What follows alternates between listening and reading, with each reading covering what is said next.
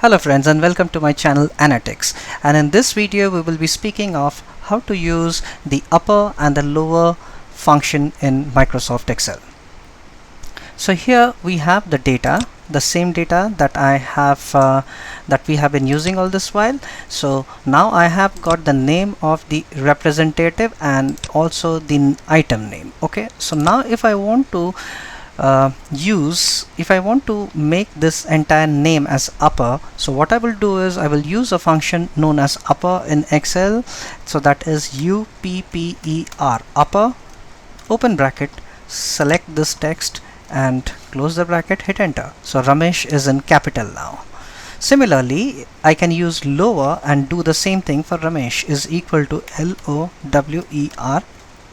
open the bracket, select Ramesh, hit enter.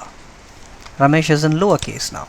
So you can select this and you can drag the formula till whatever range you want. You will see the upper and the lower, both the names coming in those orders. So friends, I hope you like this video, and if you like this video, do not forget to hit the thumbs up icon, which is the like icon below, and also to subscribe to my channel so that you get notified whenever I post new such educational videos.